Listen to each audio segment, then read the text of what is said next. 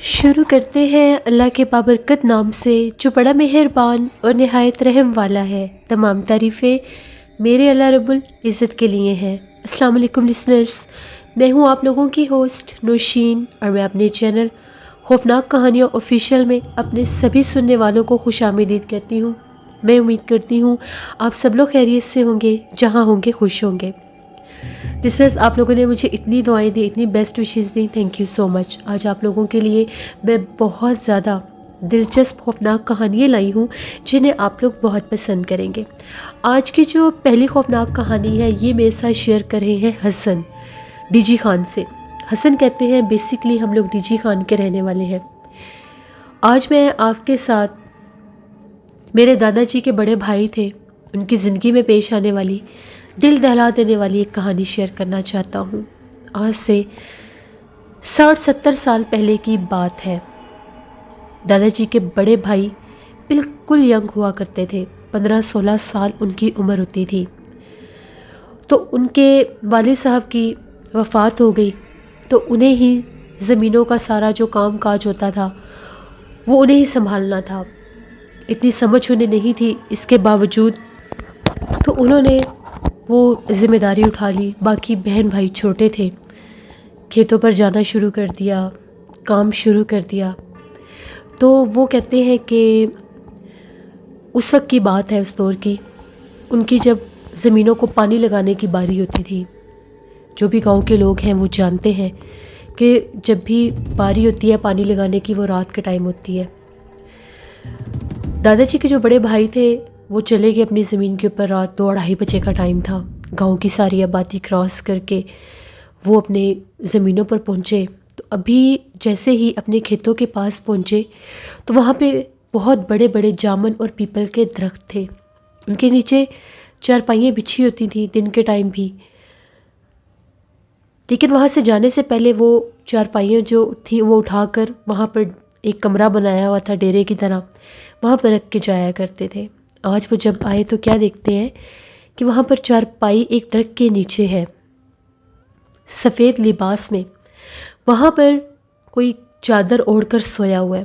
وہ بڑے حیران ہوئے، اتنی رات کا ٹائم ہے تو یہ کون ہے جو ہم لوگوں کی ڈیرے کے پاس درخت کے نیچے سو رہا ہے۔ انہوں نے کہا کہ میں ڈیرے میں سے پہلے جاتا ہوں، وہاں سے جا کر میں سامان نکالتا ہوں، پھر آ کے جگاتا ہوں یہ کون ہے کون نہیں۔ وہ اپنے ڈیرے والے کمرے میں گئے، انہوں نے لائٹ جلائی تو وہ بلب آن ہو گیا۔ جب وہ وہاں سے باہر نکلے اپنا سامان وغیرہ اٹھا کر تو آ کر دیکھا تو چارپائی خالی تھی۔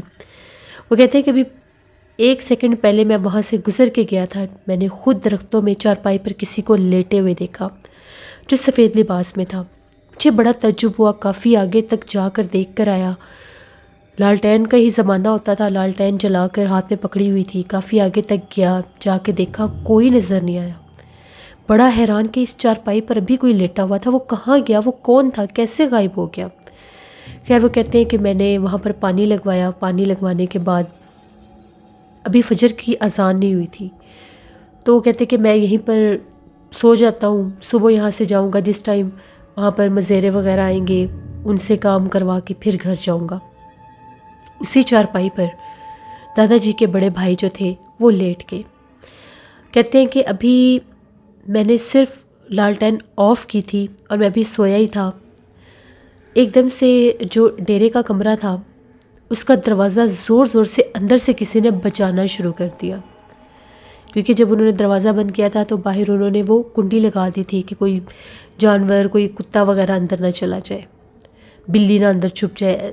اس لیے زور زور سے جب دروازہ پیٹنے کی آواز آئی تو وہ ہڑبڑا کر اٹھے، اندر سے کوئی دروازے کو زور زور سے بجا رہا تھا۔ انہیں سمجھ نہیں آئی کہ یہ کیا ماجرا ہے، پہلے کوئی یہاں پر سویا ہوا تھا، اب اندر کمرے میں کون ہو سکتا ہے، کمرے میں تو کوئی بھی نہیں تھا جب میں وہاں پر سامان اٹھانے گیا تھا۔ ابھی میں نے کمرے میں سے جا کر جیسے میں نے وہ لائٹ آف کی، وہاں پر تو کوئی تھا ہی نہیں، تو پھر یہ اب کون ہے جو اندر سے کھٹکھٹا رہا ہے۔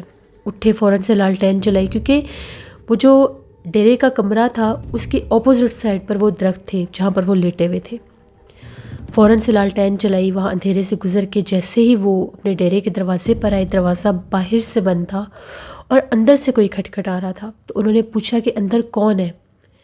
ایک دفعہ پوچھا کوئی آواز نہیں آئی، دوسری دفعہ پوچھا کوئی آواز نہیں آئی۔ اب وہ بڑے حیران کہ پتہ نہیں کیا ماجرا ہے، کون ہے اندر کون نہیں۔ فوراً سے دروازہ کھول کر جیسے ہی اندر جھانک کر دیکھا تو انہیں ایسا لگا کہ سامنے کوئی سفید لباس میں عورت کھڑی ہے۔ انہوں نے پوچھا کہ کون ہو تم اور یہاں پر کیا کر رہی ہو؟ ابھی یہ پوچھنے کی ہی دیر تھی کہ ان کے ہاتھ میں وہ جو لالٹین تھی ایک دم سے جیسے وہ ٹوٹ گئی۔ وہ کیسے ٹوٹی، وہ کس نے توڑی، وہ ایک دم سے جیسے بلاسٹ ہوتا ہے گلاس، تو وہ ان کے ہاتھ سے چھوٹی، انہوں نے پیچھے پھینکی۔ اندھیرا ہو گیا، جلدی سے کمرے کی لائٹ جلائی تو وہ عورت وہاں سے غائب ہو چکی تھی جس کو انہوں نے اپنی آنکھوں سے دیکھا تھا۔ اب وہ جو دادا جی کے بڑے بھائی تھے وہ بہت زیادہ ڈر گئے، فوراً سے باہر نکلے، اس کو بند کیا ڈیرے کے دروازے کو، تیزی کے ساتھ اپنے گاؤں میں واپس آنے لگے۔ جس راستے سے وہ گزر رہے تھے ادھر بھی ان کو چلتے وقت محسوس ہو رہا تھا کہ ان کے پیچھے بھی کوئی چل رہا ہے۔ انہیں پتہ چل چکا تھا کہ یہ کوئی غیر مرئی مخلوق ہے، کوئی جنات ہے جو میرے ساتھ شرارت کر رہے ہیں، لیکن انہیں یہ تھا کہ ہمارے ابو نے تو آج تک ایسی کوئی بات نہیں بتائی تھی کہ زمینوں پر جنات ہے یا اس طرح کا کوئی سین وہاں پر ہے۔ بڑی مشکل سے گھر پہنچے، سارے راستے وہ ان کا تعاقب کرتی آئی، کبھی آوازیں نکالتی، کبھی پیچھے چلتی، کبھی روکنے کی کوشش کرتی، لیکن انہوں نے اس کی کسی بات پر دھیان نہیں دیا۔ گھر واپس آئے، اپنی والدہ کو جگایا، انہیں بتائی ساری بات، وہ بڑی پریشان ہو گئی۔ دادا جی کے بڑے بھائی کو بہت سا بخار چڑھ گیا، ان کی امی نے انہیں دم وغیرہ کیا۔ اب وہ پریشان تھے کہ یہ کیا معاملہ بن گیا ہے، اب ہم لوگ کیا کریں۔ صبح جب ہوئی تو مسجد میں، جیسے گاؤں کی مسجد میں اذان ہوئی، سب جا کے نماز کے لیے۔ دادا جی کے بڑے بھائی کو بخار بھی تھا، اس کے باوجود انہوں نے کہا کہ میں مسجد میں جاؤں گا اور مولوی صاحب سے بات کروں گا۔ وہ مسجد میں گئے، جا کر مولوی صاحب کو بتایا، وہ امام صاحب بھی بزرگ تھے۔ انہوں نے یہ کہا کہ ہوتے ہیں بعض جگہ پر جنات، خاص طور پر یہ جو زمینیں ہوتی ہیں، کھیت کھلیان ہوتے ہیں، وہاں پر درختوں پر اکثر جنات آباد ہو جاتے ہیں، کیونکہ وہاں پر آبادی ہوتی نہیں ہے، خالی جگہ ہوتی ہے، تو وہاں پر پہلے ہی جنات موسٹلی موجود ہوتے ہیں۔ تو آپ ایتل کرسی پڑھ کر جایا کریں۔ ایک انہوں نے تعویذ دیا قرآن پاک کا ہی بنا کر، اور یہ کہا کہ یہ اپنے ڈیرے کے دروازے پر لگا دیں تو وہ جنات آپ کو تنگ نہیں کریں گے۔ وہ تعویذ جو نانا جی کے دادا جی کے بڑے بھائی تھے وہ لے آئے، ایک ان کو گلے میں بھی تعویذ دے دیا۔ بخار بھی ان کا پہلے سے بہتر ہو گیا، امام صاحب نے دم کیا۔ تو صبح 7-8 بجے کے قریب وہ دوبارہ اپنے ڈیرے پر گئے، کمرے میں جا کر دیکھا تو وہاں پر پاؤں ایسے لگے ہوئے تھے جیسے جانور کے پیروں کے نشان ہوتے ہیں، جیسے گائے یا جیسے گھوڑے کے پیروں کے نشان ہوتے ہیں۔ وہ بڑے حیران ہوئے ان نشانات کو دیکھ کر، کچے مٹی کے کمرے ہوتے تھے۔ تو انہوں نے وہ تعویذ وہاں پر اندر کی طرف وہ تعویذ لگا دیا، اپنے گلے میں بھی تعویذ پہنا ہوا تھا۔ بہت تیز شدید بارش شروع ہو گئی، صبح صبح کا ہی ٹائم تھا، تو وہ کہتے ہیں کہ میں اب واپس تو جا نہیں سکتا تھا، بارش بہت تیز تھی۔ میں نے وہ ڈیرے کا دروازہ بند کر لیا اور خود میں اندر چارپائی پر لیٹ گیا۔ بڑا میرے ذہن میں خیال تھا کہ یہ کیا میں نے بھی دیکھا تھا اور یہ کیا نہیں تھا۔ وہ کہتے ہیں کہ اس موسم میں باہر سے اتنے چیخو پکار تھے، اتنے چیخو پکار تھے کہ جیسے عورتیں رو رہی ہیں، بین کر رہی ہیں، اور ان کے ڈیرے کی جو کھڑکی تھی دروازے کی طرف تو وہ نہیں آ سکتی تھی، وہ اس کھڑکی کو زور زور سے بجانے لگ گئیں اور آوازیں نکالنے لگ گئیں۔ وہ کہتے ہیں جب میں نے کھڑکی کی طرف دیکھا تو تھوڑی سی کھڑکی کھلی، جبکہ وہ اندر سے بند تھی۔ وہ کھڑکی کھلی تو اس میں بہت بھیانک چہرے والی مجھے ایک عورت نظر آئی، جھلک دکھا کر غائب ہو گئی۔ ان کے گلے میں تعویذ تھا، وہ ایتھے کرسی پڑھنے لگ گئے۔ تھوڑی دیر کے بعد بارش رکی تو باہر سے بہت زیادہ عجیب و غریب آوازیں آ رہی تھی، ڈیرے کے پچھلے طرف سے، جس طرف کھڑکی تھی، جیسے کوئی گائے بولتی ہے، گائے کے بولنے کی آوازیں آ رہی تھی۔ دادا جی کے جو بڑے بھائی تھے وہ بہت زیادہ ڈرے کہ اب میں کیا کروں۔ انہوں نے ان آوازوں پر غور نہیں کیا، فوراً سے وہ اپنے گھر پہنچے، آ کر اپنی والدہ کو بتایا، مولوی صاحب کو بتایا، تو مولوی صاحب نے یہ کہا کہ وہ جو تعویذ ہے اس سے وہ ڈسٹرب ہو رہے ہیں، وہ تعویذ اتار دیں وہاں پر، ورنہ وہ آپ کو نقصان پہنچائیں گے۔ دن کی روشنی میں بھی انہوں نے اپنا آپ ظاہر کر دیا ہے، بہتر یہی ہے کہ آپ اس جگہ کو چھوڑ دیں، وہ جو ڈیرا ہے وہاں پر اندر آنا جانا چھوڑ دیں، ورنہ وہ جنات، وہ چڑیل ہے جو آپ کو تنگ کرے گی، کیونکہ عورت کے روپ میں صرف چڑیل سامنے آتی ہے۔ پھر وہ جو دادا جی کے بڑے بھائی تھے وہ پھر واپس گئے۔ وہ کہتے ہیں جیسے ہی میں نے وہاں سے تعویذ اتارا مجھے ایسا لگا کہ میرے کندھوں کو کسی نے پکڑ کر بہت زور سے ہلایا ہو۔ میں ڈر گیا، میں نے پیچھے پلٹ کر دیکھا تو کوئی بھی نہیں تھا۔ میں نے وہ تعویذ اتارا، میں جلدی سے وہ تعویذ واپس لے کر آیا، امام صاحب کو دیا۔ اس کے بعد وہ جو ڈیرے کا کمرہ تھا وہ بالکل مکمل طور پر بند ہو گیا۔ اب وہاں پر کام تو انہوں نے کرنا تھا، اپنی زمینیں تھیں ان کی جس طرف، اس طرف انہوں نے ایک اور چھوٹا سا کمرہ نما جگہ بنا لی، کیونکہ وہ ضروری ہوتا تھا، وہاں پر سامان وغیرہ رکھنا ہوتا تھا، چارپائیاں رکھنی ہوتی تھی، اس کے علاوہ کوئی حل نہیں تھا۔ 3-4 دن لگے، وہ وہاں پر وہ کمرہ بنا، وہاں پر سارا سامان شفٹ کیا، اس کمرے کو بند کر دیا اور اپنے مزیروں کو بھی بتا دیا کہ اس کمرے میں آپ لوگوں نے دوبارہ نہیں جانا۔ وہ کہتے ہیں وہ کمرہ بند تو ہو گیا، لیکن اس کے باوجود وہاں سے آوازیں آتی تھیں، بچوں کے ہنسنے کی، بولنے کی، کھیلنے کی، عورت کی آوازیں آتی تھی۔ وہ عورت رات کے ٹائم، شام کے ٹائم اس کی آوازیں بہت گونجتی تھی۔ اکثر جب کبھی وہ پانی لگانے کے لیے جاتے تھے تو وہ وہاں سے ان کو آوازیں دیتی تھی۔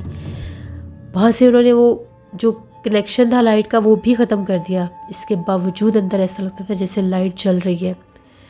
کبھی ایسا لگتا تھا جیسے وہاں پر اتنا شور ہے جس کا حساب نہیں۔ پھر وہ اس طرف کبھی گئے ہی نہیں، انہوں نے وہ جگہ بالکل چھوڑ دی۔ سب لوگوں کو پتہ چل گیا، گاؤں میں پتہ چل گیا کہ وہ جگہ جو ہے وہاں پر چڑیلوں کا بسیرا ہے، یا وہ جو ڈیرا ہے وہ آسیب زدہ ہے۔ پھر دادا جی کے بڑے بھائی جو تھے دوسرے ڈیرے پر ہوتے تھے جو زمین کی دوسری طرف بنایا تھا، وہاں پر ان کے ساتھ ایسا کوئی مسئلہ نہیں ہوا۔ وہاں پر انہوں نے پہلے امام صاحب سے لے کر تعویذ لگا دیے۔ پھر ہمارے دادا جی بھی بڑے ہوئے، دادا جی بھی ان کے ساتھ کام کرتے تھے۔ اس آسیب زدہ ڈیرے کی طرف کوئی نہیں جاتا تھا۔ یہ ہم لوگوں کے دادا جی کے بڑے بھائی کی زندگی کی کہانی تھی جو ہمیں دادا جی نے سنائی تھی، جو میں نے آپ کے ساتھ شیئر کی۔ بہت شکریہ حسن آپ کا۔ بڑھتے ہیں ایک اور خوفناک کہانی کی طرف۔ یہ خوفناک کہانی کنول شیئر کر رہی ہیں کراچی سے۔ کنول کہتی ہیں میں کراچی کی رہنے والی ہوں اور آج آپ کے ساتھ اپنی زندگی میں پیش آنے والی ایک بہت ہی زیادہ ڈراؤنی کہانی شیئر کرنا چاہتی ہوں۔ آج سے 8 سال پہلے کی بات ہے۔ میں اپنے ایگزام سے فری ہوئی تھی تو میں اپنی پھوپھو کے گھر رہنے کے لیے چلی گئی۔ میری پھوپھو کا جو گھر تھا وہ 3 سٹوری میں ان کا گھر تھا۔ نیچے والے پورشن میں ان کی کوئی اور فیملی رہتی تھی، انہوں نے وہ رینٹ آؤٹ کیا ہوا تھا، تو 2nd فلور پر پھوپھو وغیرہ رہتے تھے۔ تو میں وہاں پر جب گئی تو میری کزن کے ساتھ بڑی اچھی دوستی تھی۔ مجھے گھر سے کال آئی تو میں وہاں پر میں نے بہت کوشش کی کہ سگنلز آ جائیں۔ سگنلز ایشو تھا، مغرب کے بعد کی بات ہے، ابھی عشاء نہیں ہوئی تھی۔ تو میں فون لے کر 3rd فلور پر چلی گئی۔ میری کزن جو تھی وہ پڑھ رہی تھی، اس کا ٹیسٹ تھا، تو میں نے اسے بلایا نہیں، پھوپھو کچن میں کام کر رہی تھی۔ میں چھت پر چلی گئی۔ ان کا جو ٹیرس تھا، جو تیسرا چھت تھا، وہ بہت اونچا تھا، بہت ہائٹ پر تھا۔ وہاں پر سارا علاقہ آلموسٹ نظر آتا تھا۔ وہاں پر پانی کی ایک ان کی چھت کے اوپر ٹینکی بھی تھی اور اس کے پیچھے ایک کافی بڑا درخت تھا، اس کی چھاؤں بھی وہاں پر آتی تھی۔ میں وہاں پر ٹہلتی بات کرنے لگ گئی، میری امی سے بات ہوئی، میری سسٹر سے بات ہوئی، تو میں چلتی تھک گئی۔ تقریباً 10-15 منٹ میں نے ان سے بات کی تو میں وہاں پر چارپائی پر بیٹھ گئی۔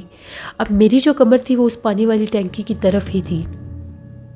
تبھی ایک دم سے مجھے ایسا لگا کہ جیسے وہاں سے کسی نے کوئی پتھر پھینکا ہے، باقاعدہ چارپائی کے اوپر آ کر وہ پتھر گرا۔ میں نے ادھر ادھر دیکھا، مجھے کوئی نظر نہیں آیا۔ مجھے لگا کہ شاید کوئی پرندہ اوپر سے گزرا ہوگا، کوئی چیز، جیسے اکثر پرندے جو ہوتے ہیں اپنے پنجوں میں لے کر جاتے ہیں، تو کوئی چیز گری ہوگی، میں نے اتنا نوٹس نہیں کیا۔ تبھی ایک دم سے میں فون پر بات کر رہی تھی تو مجھے ایسا محسوس ہو جیسے کوئی چل کر آیا اور آ کر چارپائی پر بیٹھ گیا ہے، جیسے باقاعدہ کوئی چارپائی پر بیٹھتا ہے تو آپ کو فیل ہوتا ہے۔ میں نے فوراً سے پلٹ کر دیکھا تو وہاں پر ایک ینگ لڑکی تھی، اس کے بال کھلے ہوئے تھے، چہرہ بہت ڈراؤنا تھا۔ پتہ نہیں وہ کہاں سے آئی، وہ کون تھی کون نہیں، بالکل کالے رنگ کے کپڑے پہنے ہوئے تھے۔ اب وہ میری اپوزٹ سائڈ پر بیٹھی تھی، وہ پیروں والی سائڈ پر تھی اور میں سر والی طرف تھی۔ میں فون پر بات کرتے کرتے اسے دیکھ رہی ہوں، باقاعدہ بالکل وہ میرے قریب ہے۔